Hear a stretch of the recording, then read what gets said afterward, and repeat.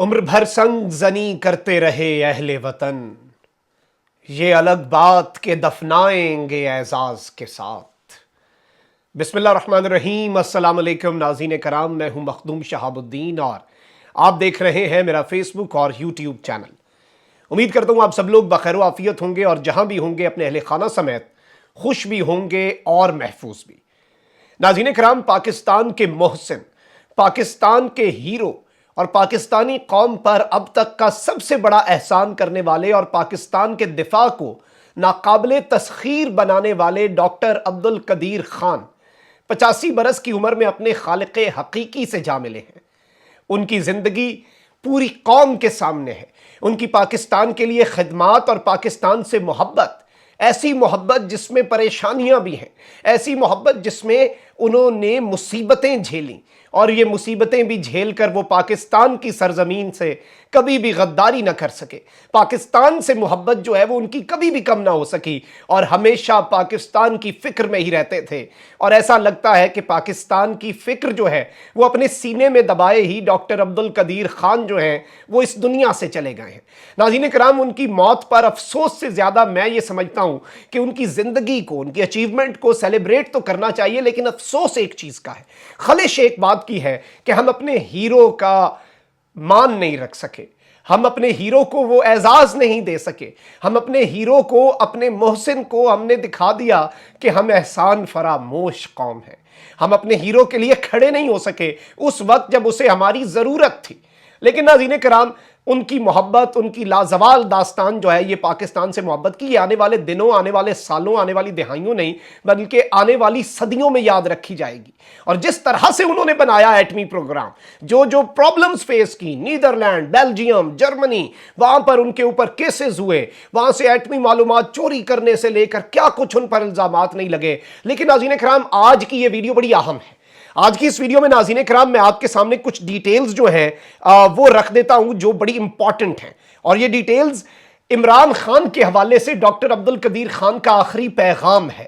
عمران خان کو آج سے 2.5 سال قبل، حکومت سنبھالنے کے تقریباً 6-7-8 مہینے کے بعد 2.5 سال قبل ڈاکٹر عبدالقدیر خان نے کیا نصیحت کی تھی اور کس طرح سے عمران خان کو مخاطب کر کے ڈاکٹر قدیر خان نے کہا تھا کہ عمران خان یہ کام فوری کر لو ورنہ بہت پچھتاؤ گے، ورنہ بہت دیر ہو جائے گی۔ اور عمران خان صاحب جو ہیں ان کے لیے ایک آئے اوپنر کے طور پر ڈاکٹر قدیر خان کا یہ پیغام تھا، یہ کھلا خط تھا جو میں آج آپ کے سامنے رکھنے جا رہا ہوں۔ اور اسی خط کے بعد، اسی کھلے میسج کے بعد ڈاکٹر عبدالقدیر خان صاحب سے ناراض بھی ہو گئے، اور وہ خان صاحب سے ناراض رہے جب تک ان کی حکومت قائم رہی اور جب تک ڈاکٹر قدیر خان صاحب دنیا میں تھے۔ اور یہ نصیحت جو ہے اس کے اندر آپ کو پتہ چلے گا کیونکہ مان تھا، خان صاحب جو ہیں ان سے ڈاکٹر قدیر خان صاحب کو امیدیں تھیں، اور کیا نصیحتیں کی، پاکستان کو کیسے نکالنا ہے، پاکستان کے مسائل کیسے ختم کرنے ہیں۔ ڈاکٹر عبدالقدیر خان صاحب جو ہیں انہوں نے فارمولا دے دیا تھا آج سے 2.5 سال قبل۔ میں یہ پورے کا پورا کھلا خط جو ہے یہ آپ کے سامنے رکھوں گا، آپ نے یہ ویڈیو مس نہیں کرنی، انتہائی اہم ہے، اسے شیئر زیادہ سے زیادہ کیجیے گا۔ یہ ہر پاکستانی کے لیے بھی خط ہے، یہ ہر پاکستانی کے لیے بھی میسج ہے ڈاکٹر قدیر خان صاحب کا، اور اس ویڈیو کو شیئر کریں۔ کامنٹ سیکشن میں ڈاکٹر قدیر خان صاحب کے لیے، ان کی اتنے بڑے احسان کو ذہن میں رکھتے ہوئے کچھ نہ کچھ ضرور لکھیے گا بطور ایک پاکستانی انہیں اپنا ٹریبیوٹ دینے کے لیے۔ اور ناظرین کرام آگے بڑھتے ہیں۔ ڈاکٹر قدیر خان صاحب جو ہیں ان کے اس خط کا، اس پیغام کا جو عنوان تھا وہ تھا قابل تشویش صورتحال۔ اور ناظرین کرام، یہ میں آپ کو بتاؤں کہ 17 جون 2019 میں خان صاحب کی حکومت سنبھالنے کے تقریباً 8-9 مہینے کے بعد 17 جون 2019 میں یہ خط جو ہے یہ لکھا گیا، اور یہ خط جو ہے اسے چھاپا گیا پاکستان کے نامور اخباروں میں بھی، اور اس پر بہت زیادہ لوگوں نے توجہ نہیں دی۔ ہم کہاں دیتے ہیں اپنے محسنوں کی باتوں پر توجہ۔ ناظرین کرام، اس وقت انہوں نے کہا کہ پچھلے دنوں ملکی معیشت کے بارے میں اعداد و شمار شائع کیے گئے جو قطعی غیر متوقع نہیں تھے۔ حالات کے خراب ہونے کا ثبوت عوام کے تاثرات اور رد عمل ہے۔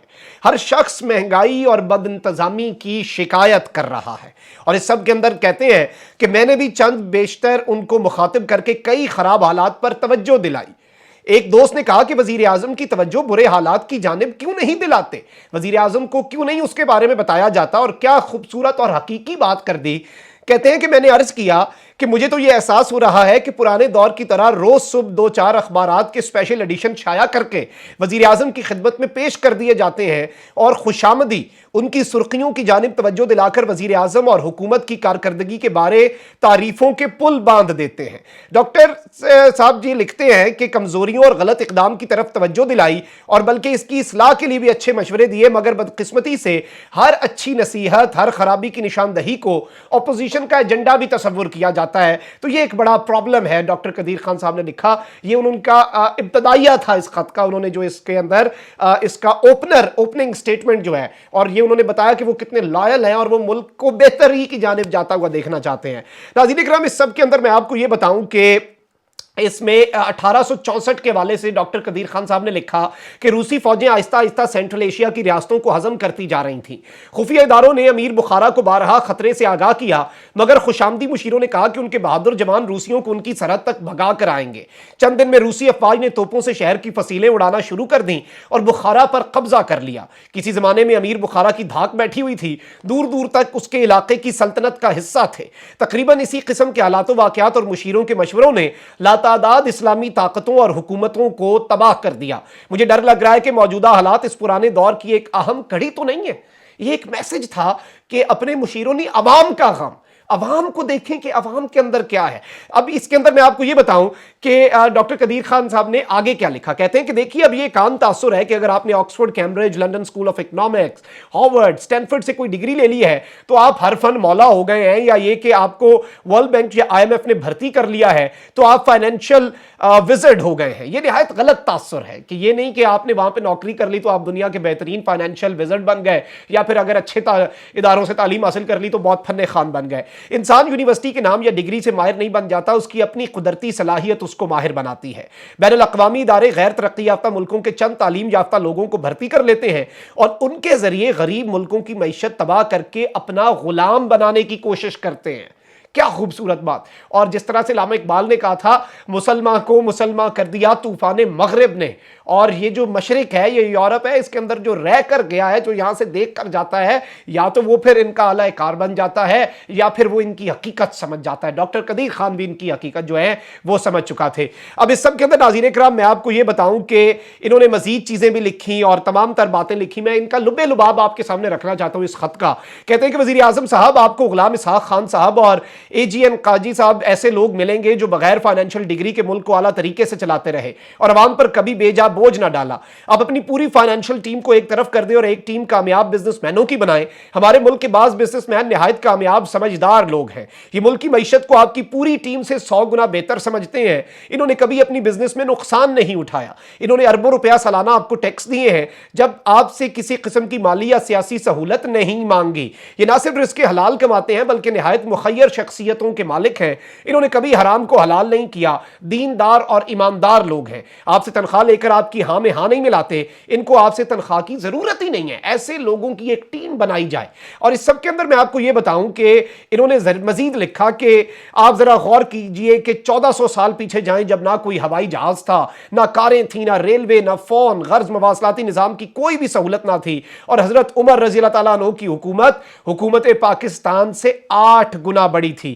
پورے Arab, Iran, Iraq, Afghanistan, Azerbaijan, Armenia, Central Asia اور سندھ، پنجاب، چینی ترکستان وغیرہ تک پھیلی ہوئی تھی۔ آپ ذرا شبلی نعمانی کی کتاب الفاروق یا محمد ہیکل کی کتاب جو ہے عمر بن خطاب کا مطالعہ کریں، اور سر دھنیے کے اس زمانے میں جب کوئی سہولت نہ تھی، مجال ہے کہ کوئی 1 درہم کی بے ایمانی یا غبن کا مرتکب ہوا ہو، کسی نے کسی کا حق مارا ہو، کسی نے کسی پر ظلم کیا ہو، کسی خاتون کی عصمت دری کی گئی ہو، کوئی بھوکا پیاسا سویا ہو۔